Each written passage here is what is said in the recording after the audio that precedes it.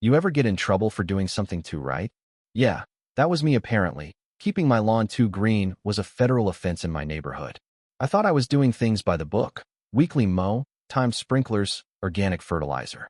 But according to our glorious HOA, I was making other properties look bad. Their words, not mine. Let me back it up a little. I'm Dylan, 38, work-from-home software developer, part-time grill master, and full-time dad to 2 beagles and 1 lawn I was irrationally proud of. I moved into this HOA neighborhood in Arizona thinking it would be low maintenance. Boy, was I wrong. Turns out, the grass isn't greener on the other side, it's just banned over there. My property sat on a corner lot with perfect sun exposure. I'd invested in a subsurface irrigation system, cost me a decent chunk, but my lawn flourished, emerald and thick, even in the dead of summer. I wasn't wasting water. My system used reclaimed gray water. I had the permits, everything. But I guess some people can't stand seeing someone else win. That's when Karen showed up. She wasn't just a Karen in spirit, her real name was Karen Dobbins, HOA board president, self-declared aesthetic coordinator, and full-time menace in capri pants. She marched up one morning while I was trimming the hedges, sunglasses on, clipboard in hand, like she was inspecting a crime scene. "We've had complaints," she said. "No greeting." I blinked. "About what?" "The dogs." "No. Your grass. It's too green." I actually laughed. "You're joking." "I'm not. You're disrupting the natural desert harmony. It's invasive to the community character." She handed me a violation notice. "Dead serious. You have 14 days to remedy this or face fines." I thought it was a prank. But nope, 7 days later, I got a certified letter. $50 a day fines, escalating weekly, for having too much grass success. Now, I'm not the kind of guy who picks fights, but I also don't back down from nonsense. So, I did what any rational American would do. I gathered receipts. Permits for my gray water system. Water use records. The HOA's own landscaping guidelines. Spoiler alert, nowhere does it say don't make your neighbors jealous. Meanwhile, Karen went on a smear campaign. Flyers about eco-irresponsibility. She claimed my yard encouraged water envy and disrupted the visual balance. I kid you not, she said my lawn was performative. Like I was flexing on everyone with chlorophyll. But it didn't stop there. She started writing me up for imaginary infractions. My Halloween decorations were out of season by 1 day. My trash bins were visible from a 30-degree angle on pickup day. Once, she cited me for excessively friendly waving at pedestrians.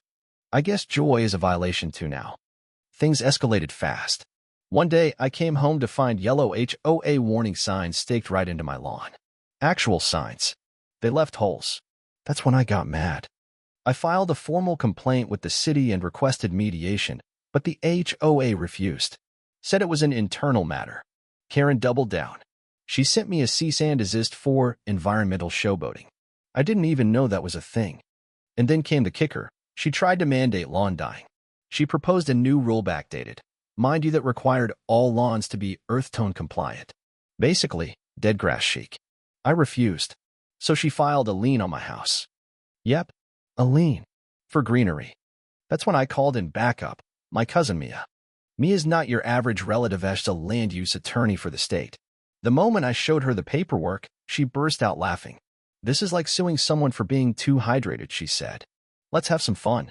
We filed a formal motion to challenge the HOA's authority under the Arizona Planned Communities Act. Mia even subpoenaed their board meeting minutes. That's where things got interesting.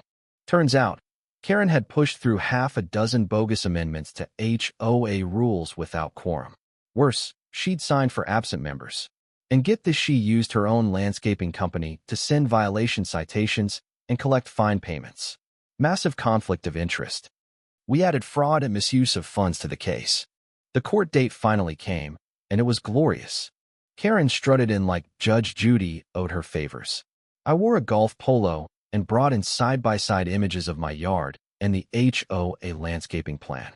Mia handled the rest. She laid it all out in plain English, making the judge snort with laughter more than once. When Karen tried to argue my lawn was culturally aggressive, the judge leaned back and asked, "Is green grass now a hate crime?" Whole courtroom chuckled. We didn't just win. The judge vacated the lien, nullified all fines, and ordered the HOA to pay my legal fees. Then came the cherry on top. Karen was removed from the board pending investigation. But the story wasn't quite over. 2 months later, a surprise audit probably instigated by another angry neighbor revealed Karen had misappropriated over $30,000 in HOA funds. You guessed it, straight into her landscaping company. She was charged with fraud and breach of fiduciary duty. Last I heard, she was mowing lawns in a non-HOA neighborhood across town. Call it poetic justice. Oh, and my grass? Still green. Greener than ever. I even put up a little solar-powered sign in front of it. This lawn has been cleared of all criminal charges. Now, neighbors wave and ask for tips. I'm basically the local turf guru. But let me tell you, this HOAs have their place, but power-hungry bullies like Karen? They're why people install Ring cameras and memorize zoning law in their spare time. So here's my question to you. Was I wrong for fighting back? Or did Karen get what she had coming? Thanks for sticking through the madness. If you've got a wild HOA story or just love a good justice smackdown, drop your thoughts in the comments. I'd love to hear them. Don't forget to like, share, and hit that subscribe button for more stories where karma comes back with interest.